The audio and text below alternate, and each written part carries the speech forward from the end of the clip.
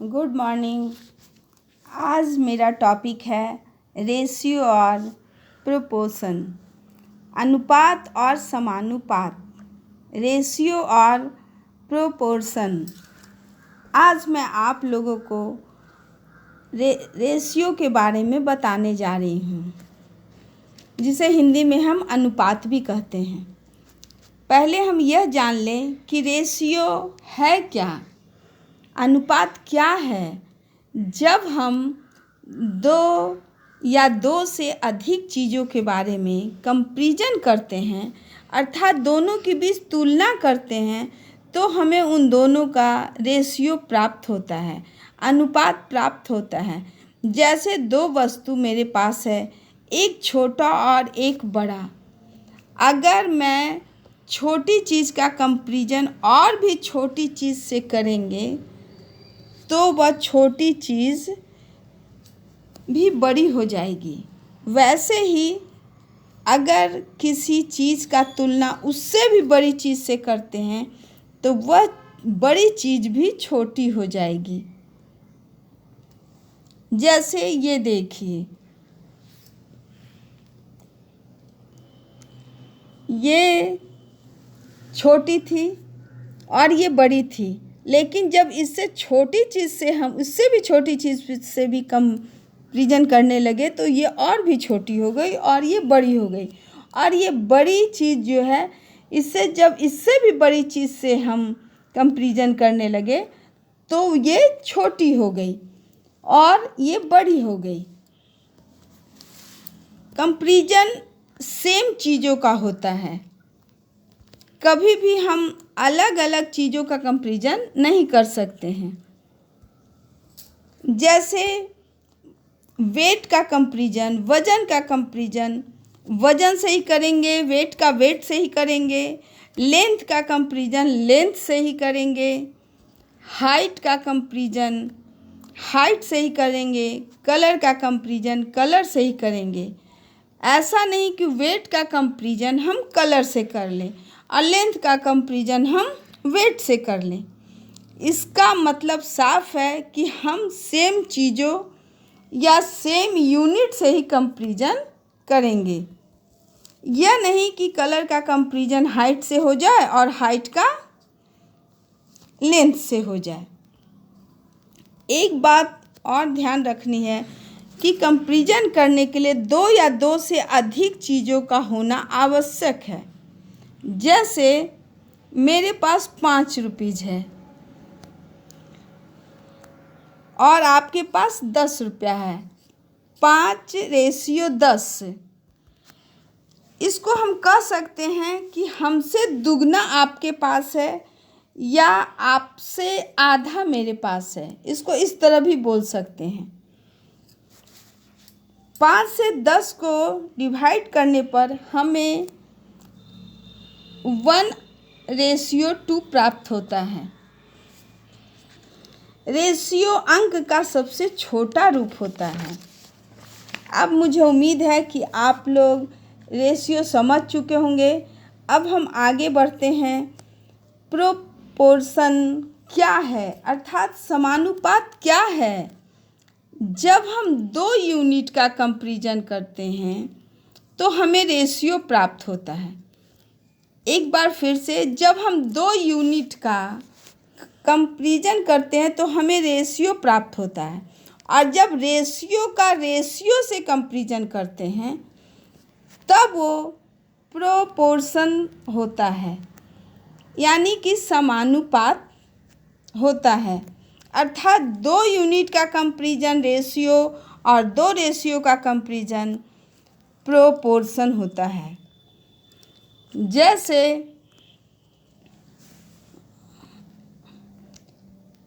5:10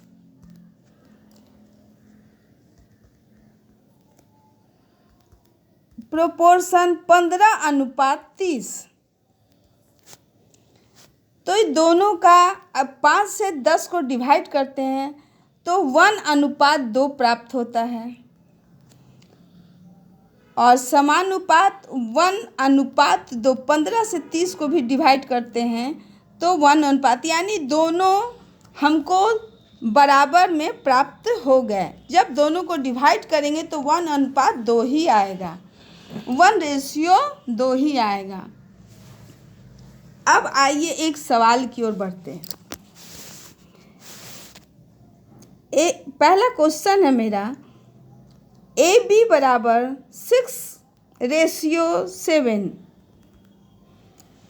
and B/C equal to 8:9, then A/B/C what? अब हमको निकालना है A/B/C। इसमें हमें AB दिया हुआ है, BC दिया हुआ है, लेकिन हमें यहाँ ABC तीनों निकालना है। इसके लिए हम क्या करेंगे,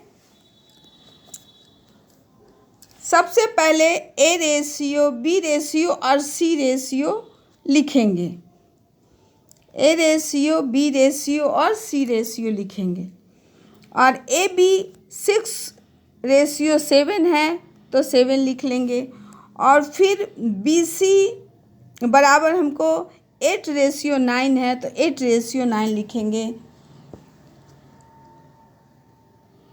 और अब सामने सामने लिखेंगे। और अब क्या करेंगे कि ये 6 और 8 का यहाँ मल्टीप्लाई करेंगे और फिर 8 और 7 का, इसको मिटा, ये 6 और 8 को मल्टीप्लाई करेंगे और फिर इसको ऐसे ऊपर घुमाएंगे, 7 और 8 का मल्टीप्लाई करेंगे और फिर ये इसको यहाँ 7 और 9 का मल्टीप्लाई करेंगे। यानी पहले ऐसे करना है, फिर ऐसे करना और फिर ऐसे करना है।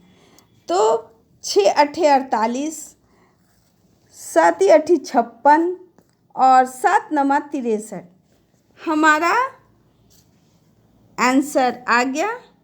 अब इसको हम दूसरे तरीके से भी हल करके बताते हैं। A/B/C पहले लिखेंगे और एक के A और B का लिख लेंगे 6:7 और 8:9। अब यहाँ मेरा खाली है, ये स्पेस खाली है तो इसमें हम 7 लिखेंगे और ये स्पेस खाली है तो यहाँ हम 8 लिखेंगे। और अब बस सीधे सीधे मल्टीप्लाई कर लेना, 6 × 8 = 48, 7 × 8 = 56 और 7×9 = 63। बस इसको हम दो तरह से इस प्रश्न को बनाए हैं। आपको जैसे अच्छा लगे किसी भी तरह से आप इसको बना सकते हैं। अब हम अगले प्रश्न की ओर बढ़ते हैं।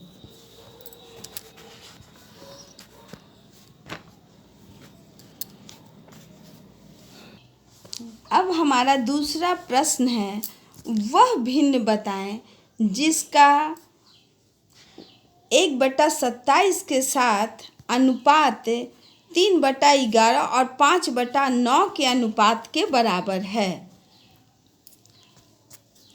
समझ गए? फिर से एक बार क्वेश्चन को रिपीट करते हैं। वह भिन्न बताएं जिसका 1/27 के साथ अनुपात 3/11 और 5/9 के अनुपात के बराबर है। अब चलिए इसको मान लीजिए भिन्न x है, x अनुपात 1/27 लेंगे।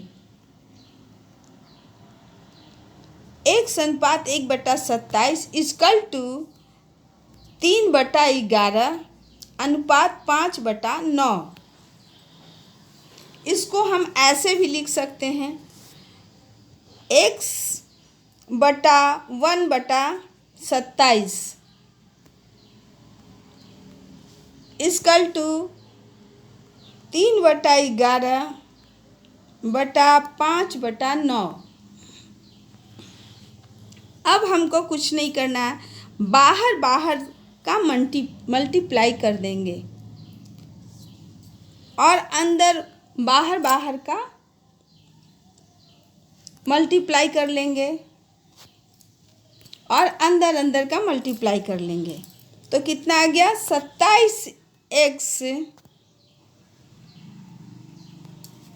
27x is equal to 27/55।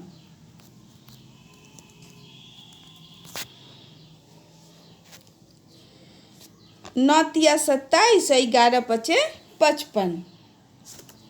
अब x इजकल टू 27/55 गुने 27।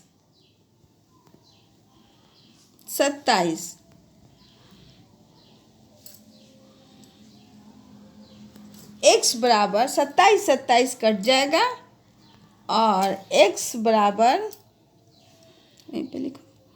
1/55 हमारा आंसर आ गया। अब इसको हम दूसरे तरीके से भी आपको बना के दिखाते हैं। x अनुपात 1/27, x अनुपात 1/27 इजकल टू 3/11 अनुपात 5/9।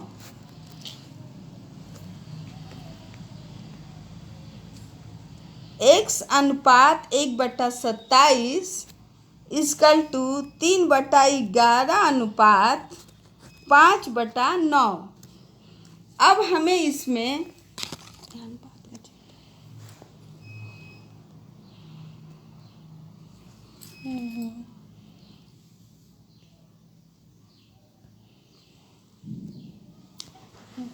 अब हमको इसमें सिर्फ मल्टीप्लाई कर देना है।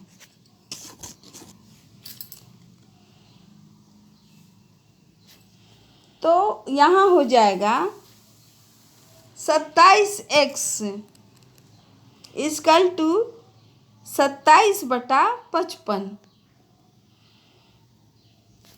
9 तिया 27 और 11 पचे 55। तो अब x इजकल टू 27/55 गुने 27। 27 कट गया, 1/55। यानी ये दूसरे तरीके से भी मैंने इस हिसाब को बनाया। अगर आपको इसमें जो भी मेथड पसंद आए उससे आप अपना बना सकते हैं। अब आइए हम तीसरे प्रश्न की ओर चलते हैं। हमारा तीसरा प्रश्न है, दो संख्याओं का योगफल 40 है। दो संख्याओं का योगफल 40 है तथा अंतर 4 है। दोनों संख्याओं का अनुपात निकालना है।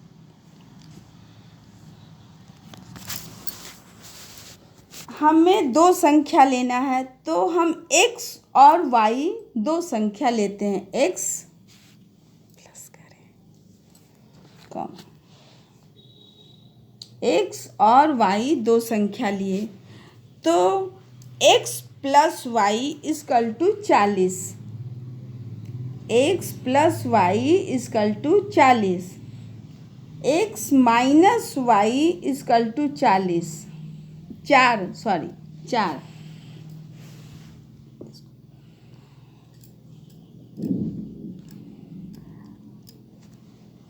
अब हम इसको पहले चिन्ह को चेंज करेंगे, प्लस को माइनस करेंगे और यहाँ माइनस है तो इसको प्लस करेंगे और यहाँ प्लस को माइनस करेंगे। चिन्ह को चेंज कर दिए। अब माइनस प्लस कट गया, काटना था ना। तो हम सबसे पहले चिन्ह को चेंज करेंगे और माइनस प्लस कट जाएगा। y यहाँ 2y हो जाएगा इक्वल टू 40 में 4 जाएगा तो 36। तो y इक्वल टू 36/2 18 दूनी 36, y इक्वल टू 18।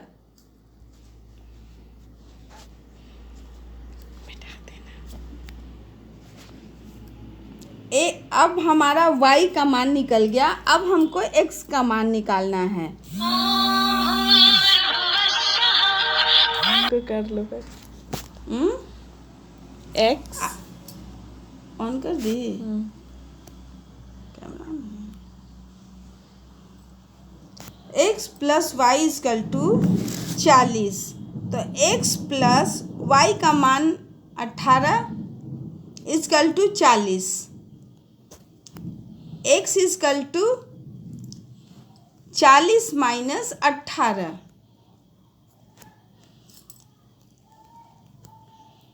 तो x बराबर हो गया 22। तो हमारा